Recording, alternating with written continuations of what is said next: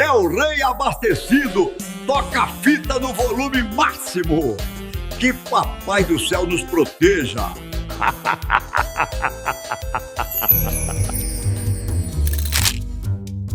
O Del Rey viveu 10 anos. Nos primeiros 8 anos, todo mundo sabia o que estava errado.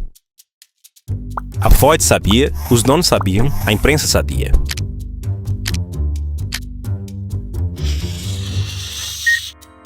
No ano 9, finalmente fizeram um transplante, o coração que ele sempre mereceu. Então o carro ganhou uma sobrevida de 2 anos. Foi tudo o que ele teve. No ano 10, a Ford matou o carro. Por que a Ford deixou o carro mais refinado do Brasil sofrer por quase uma década? E por que mataram-no justo quando ficou bom? Essa história tem mais do que parece.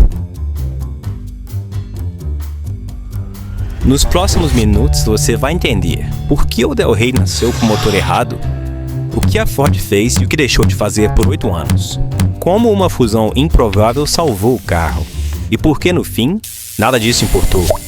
Ah, e tem um personagem da internet que transformou esse carro em lenda, mas isso fica pro final.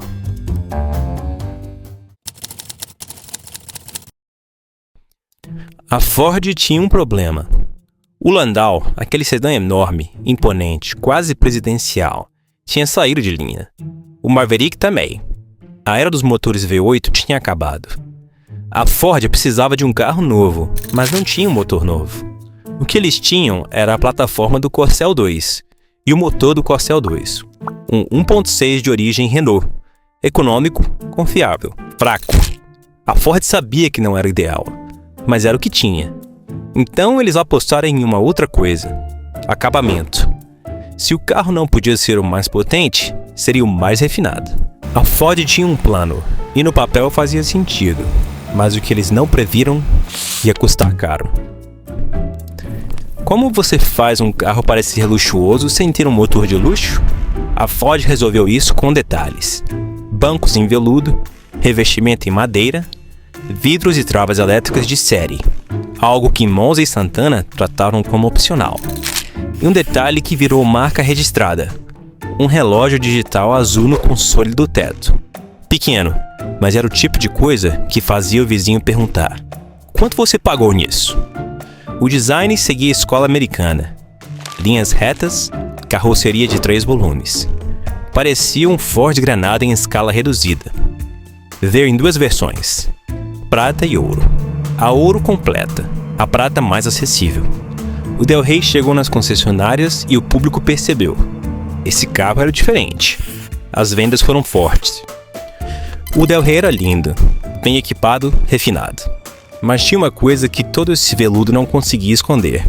E todo mundo ia perceber, rápido. Na cidade, o Del Rey funcionava. Confortável, silencioso, bonito de ver. Mas na estrada, o 1.6 de 70 cavalos não dava conta. O carro era pesado demais para o motor. Ultrapassagens viravam aventura. Subidas viravam humilhação. E quem comprava com câmbio automático, uma caixa francesa de 3 marchas, sofria ainda mais. A imprensa notou, os donos reclamaram. A concorrência aproveitou. O Monza tinha motor 2.0. O Santana tinha motor 2.0. O Del Rey tinha desculpas. E a Ford? A Ford sabia. Ok, o motor era fraco, todo mundo sabia. Mas a pergunta que ninguém respondia era: por que a Ford não fez nada? A resposta envolve orgulho, dinheiro e uma decisão que levou quase uma década.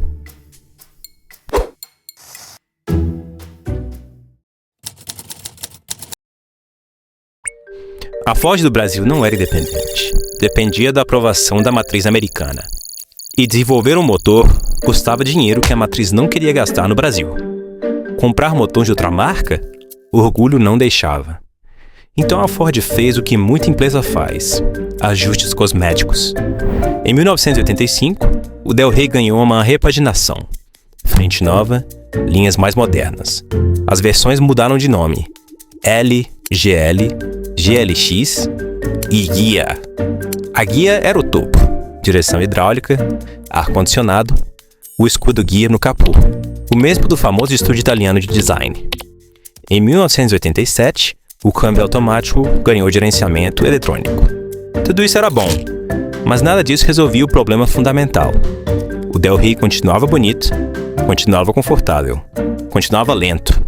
Enquanto isso, Monza e Santana vendiam mais, ano após ano. A Ford estava perdendo a guerra e sabia exatamente por quê. Por 8 anos, a Ford ajustou tudo, menos o que importava. Até que em 1987 aconteceu algo que mudou tudo.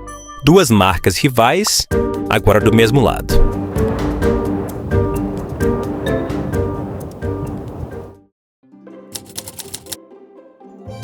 Ford e Volkswagen, duas inimigas, se uniram no Brasil.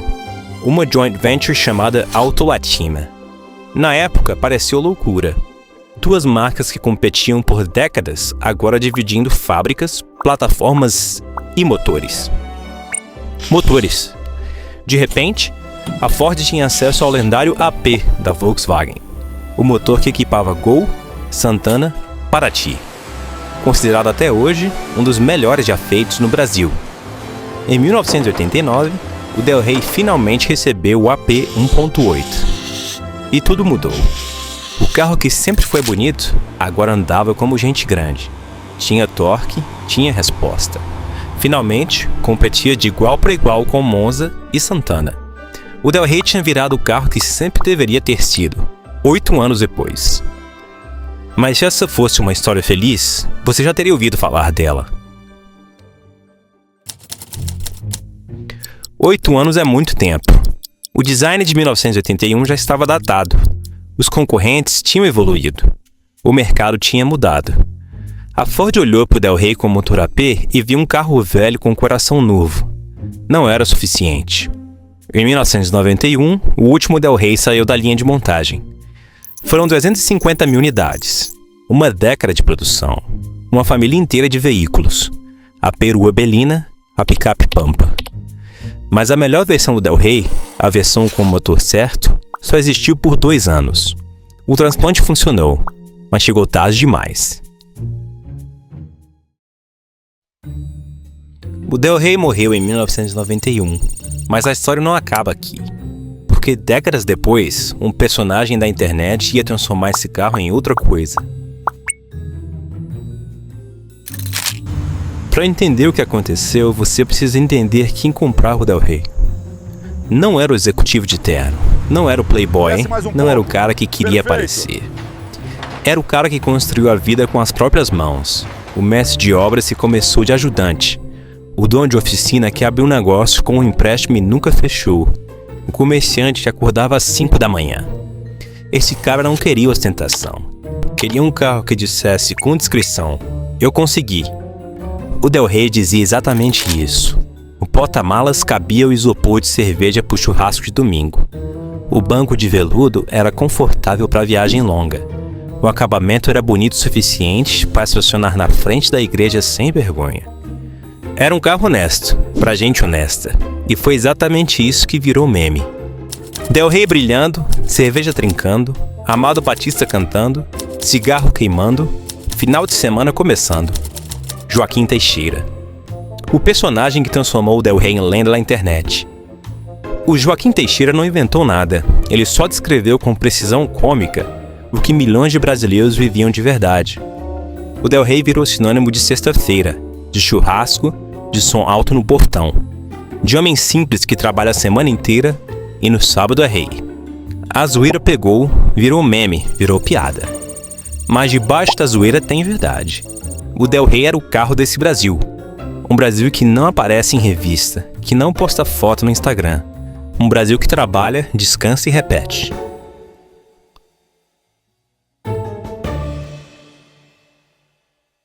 E a Ford? Em 2021, a Ford fechou todas as fábricas no Brasil. Depois de mais de 100 anos, foi embora. A empresa que fez o Del Rey, a Pampa, o Corcel, o Escort, simplesmente abandonou o país. Mas o Del Rey não foi embora. Hoje, um Del Rey guia bem conservado é item de colecionador. Quem tem, não vende. Porque quem entende o Del Rey, entende o que ele representa. Um carro que passou 8 anos esperando o coração certo, que só viveu de verdade por 2 anos, e mesmo assim ficou para sempre. O Del Rey perdeu a guerra dos sedãs dos anos 80, mas quem ganhou? Monza ou Santana? Essa briga merece um vídeo próprio. Se você quer ver, deixa aí nos comentários. Se essa história te pegou, like e inscrição. Semana que vem tem mais. Até lá!